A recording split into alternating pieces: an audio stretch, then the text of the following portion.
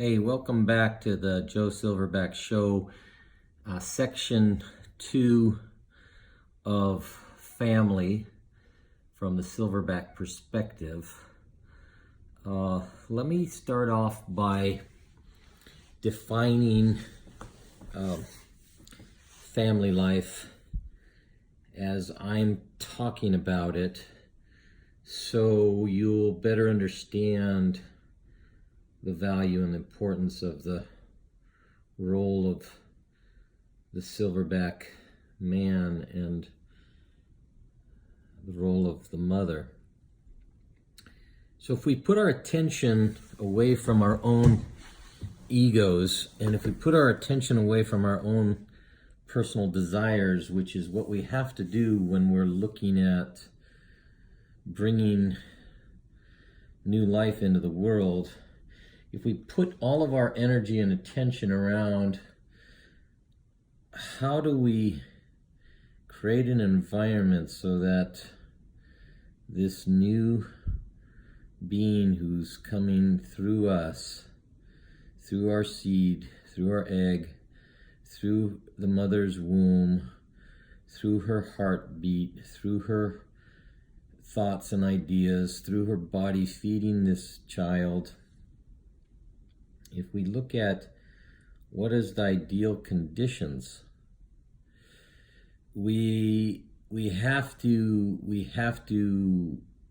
be studious in not ignoring the literature which shows us that the first 3 years of life are crucial and critical to the heart, mind, body, brain development of the growing infant, who's 100% dependent upon our generosity, our goodwill, our good intentions, our intelligence,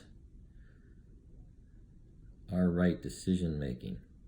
So everything that I talk about has nothing to do with male and female equality or men and women's rights. I have no interest in male or female rights in this moment. I have only an interest in what you as a mother are going to feel in the great satisfaction when you fulfill your obligation to your child that you're born to fulfill, that most women look back on their life and measure their life by. And what you as a man are going to feel when your woman and your child are as perfectly provided for and protected for in an environment that allows them to flourish. So there's a book called The First 3 Years of Life. Oh, jeez. I'm having a brain lapse right now, but I'll get you the title. And of course, there's multitudes of books, but I'm going to give you a couple books I'll put them in the next segment. A couple books that, to me, are some of the best literature out there that reflects how crucial this time period is. So what I'm looking at is helping mothers and fathers who want to create the ideal environment, not mothers and fathers who are interested in getting a woman what she wants by allowing her to have a career. That's not my emphasis, that's not my energy. I believe that when you decide you want to have a child, that you've got to put aside everything and look at what the child's needs are first and foremost. And secondarily, in today's day and age, a woman can have everything, but she has to be wise and mature and connected here with the vital role of motherhood.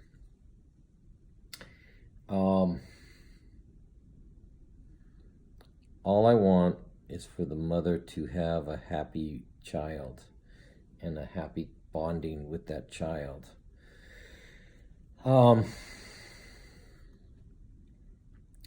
So evolution has adapted a woman to not only carry a child in her womb for 9 months. Nature has evolved a mammalian bonding whereby the mother's breast milk and the baby's connection to the mother's heart resting right there on her breast, looking at her mother's eyes while feeding from the milk of human kindness, and the milk of mother's selflessness and devotion and love. And there's just this miracle that takes place when the woman is feeling very secure in a protected, nurturing, loving environment that she and her man have created, because her man is going to take care of handling things like a silverback does, so that she has the time and the freedom and the space to allow her baby to adore her and adore her baby back. That cannot be created through anxiety. That cannot be created through focus on monetary gain. That cannot be created with a woman feeling confused or disappointed or hurried or rushed to get back to her career. I don't get into the politics of this. Some countries honor motherhood by giving women all the time that they want and need. That's a whole nother story. I'm talking about what a man and woman have to focus on to create for that child.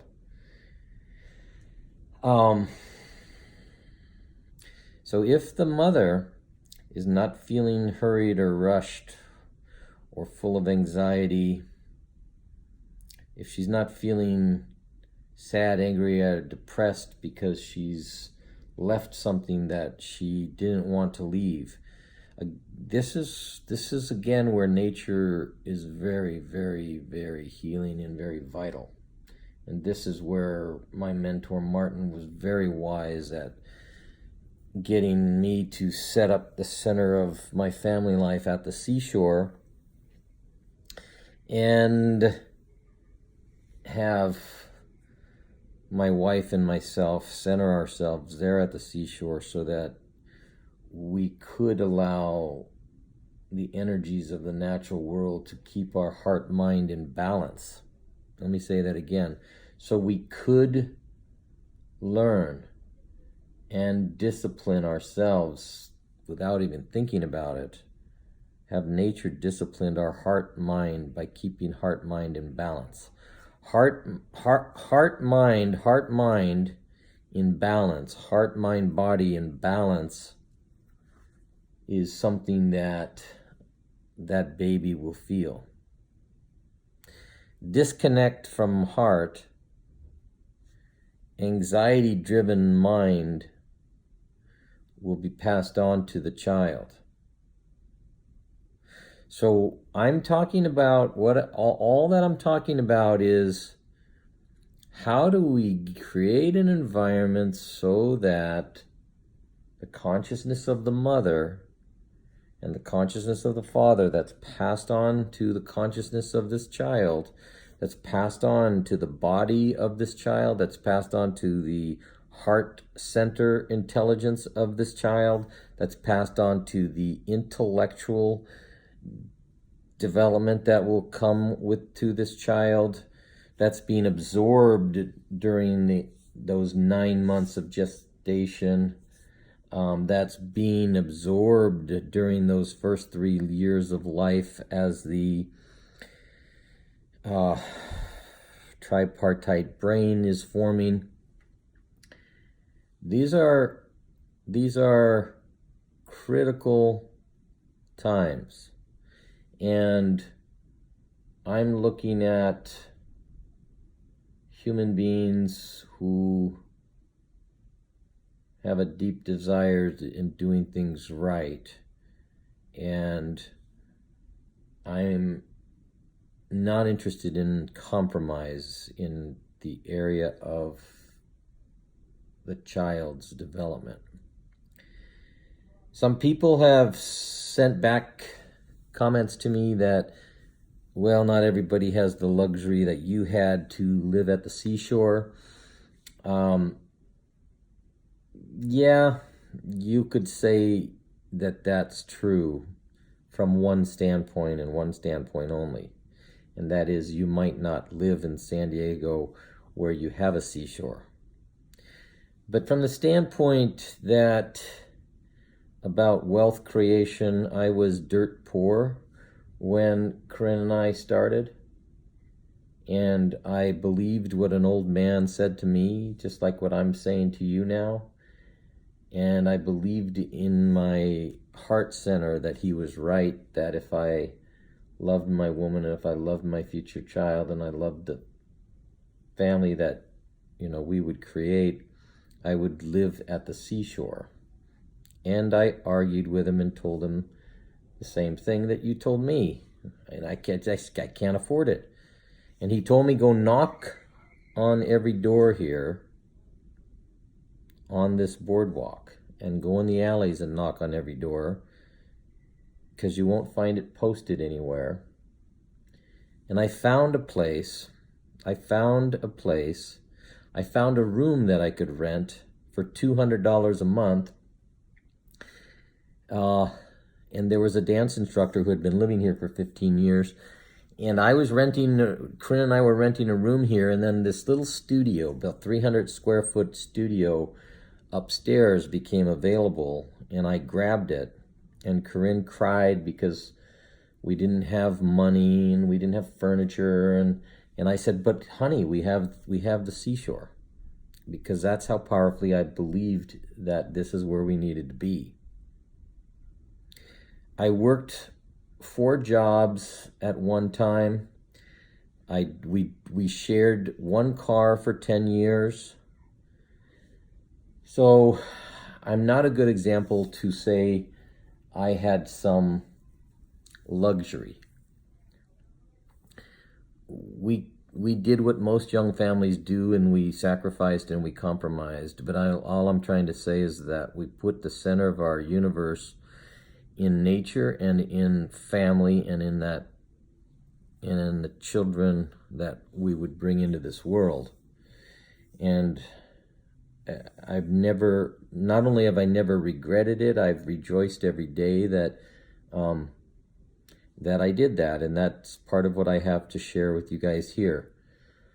So that's just a little bit of background. I'm going to go through this with you in several different sections so you can digest it, and send me your feedback and your comments and your questions, so that again I can keep answering directly. And I'm just going to keep sharing something that has been a blessing in my life, and I want it to be a blessing in yours. Okay, I got to get to the beach and take a nap and work on my book. Talk to you soon.